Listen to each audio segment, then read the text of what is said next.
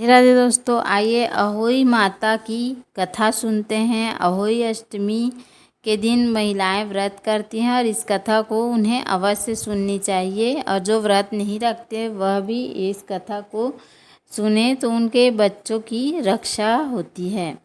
तो आइए शुरू करते हैं। एक साहूकार था जिसके 7 बेटे थे, 7 बहुएं तथा एक बेटी थी। दिवाली से पहले कार्तिक अष्टमी को सातों बहुएं अपनी इकलौती ननद के साथ जंगल में खदान में मिट्टी खोद रही थी। वहीं पर स्याहू सेई की मांद थी। मिट्टी खोदते समय ननद के हाथ से सेई का बच्चा मर गया। स्याहू माता बोली, मैं तेरी कोख बांधूंगी। तब ननद अपनी सातों भाभियों से बोली कि तुम में से मेरे बदले कोई एक अपनी कोख बंधवा लो। सब भाभियों ने अपनी कोख बंधवाने से इनकार कर दिया, परंतु छोटी भाभी सोचने लगी कि यदि मैं कोख नहीं बंधवाऊंगी तो सासू जी नाराज होंगी। ऐसा विचार कर ननद के बदले छोटी भाभी ने अपनी कोख बंधवा ली। इसके बाद जब उससे जो लड़का होता तो 7 दिन बाद मर जाता। एक दिन उसने पंडित को बुलाकर पूछा, मेरी संतान 7वें दिन क्यों मर जाती है? तब पंडित जी ने कहा कि तुम सुरही गाय की पूजा करो। सुरही गाय स्याहू माता की भायली है, वह तेरी कोख छोड़े तब तेरा बच्चा जिएगा। इसके बाद से वह बहू प्रातः काल उठकर चुपचाप सुरही गाय के नीचे सफाई आदि कर जाती। गौ माता बोली कि आजकल कौन मेरी सेवा कर रहा है, सो आज मैं देखूंगी। गौ माता खूब तड़के उठी। क्या देखती है कि एक साहूकार के बेटे की बहू उसके नीचे सफाई कर रही थी। गौ माता उससे बोली कि मैं तेरी सेवा से प्रसन्न हूँ, इच्छा अनुसार जो चाहे मांग लो। तब साहूकार की बहू बोली, मैं स्याहू माता तुम्हारी भायली है और उसने मेरी कोख बांध रखी है, सो मेरी कोख खुलवा दो। गौ माता ने कहा, अच्छा। अब तो मैं गौ माता समुद्र पार अपनी भायली के पास उसको लेकर चली।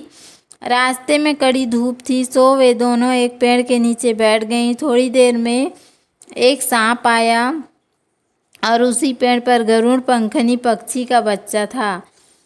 सांप उसको डसने लगा। तब साहूकार की बहू ने सांप को मारकर ढाल के नीचे दबा दिया और बच्चों को बचा लिया। थोड़ी देर में गरुड़ पंखनी आई तो वहाँ खून पड़ा देखकर साहूकार की बहू को चोंच मारने लगी। तब साहूकारनी बोली कि मैंने तेरे बच्चे को नहीं मारा, बल्कि सांप से तेरे बच्चों को डसने को आया था। सांप मैंने उसे बचा लिया।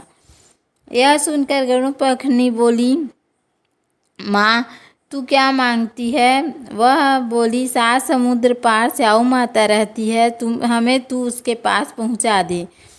तब गरुड़ पंखनी ने दोनों को अपनी पीठ पर बैठाकर स्याहू माता के पास पहुंचा दिया। स्याहू माता उन्हें देखकर बोली कि आ बहन बहुत दिनों में आई है।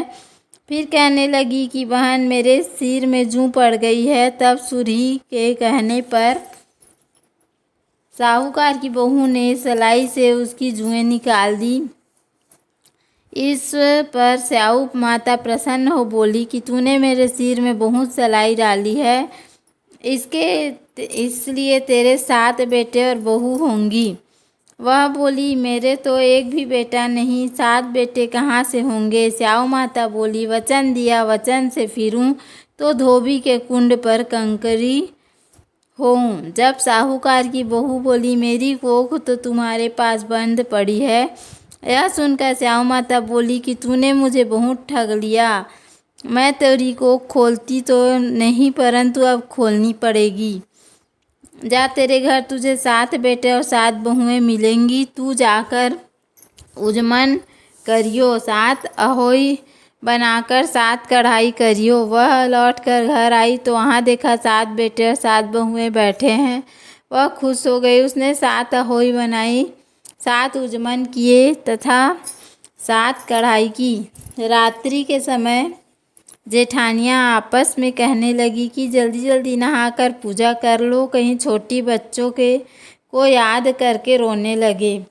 थोड़ी देर में उन्होंने अपने बच्चों से कहा कि अपनी चाची के घर जाकर देखाओ कि आज वह अभी तक आई क्यों नहीं। बच्चों ने जाकर देखा तो चाची तो कुछ मान रही है, खूब उजमन हो रहा है। यह तो सुनते ही जेठानियाँ दौड़ी दौड़ी घर आई और जाकर कहने लगी कि तूने कोक कैसे छुड़ाई। वह बोली, तुमने तो कोक बंधाई नहीं, तो मैंने कोक बंधा ली थी। अब स्याऊ माता ने कृपा करके मेरी कोक खोल दी है। स्याऊ माता ने जिस प्रकार उस साहूकार की बहू की कोक खोली, उसी प्रकार हमारी भी खोलियो। कहने वाले तथा सुनने वाले की तथा सब परिवार की कोख खोलियो। सब की रक्षा करें।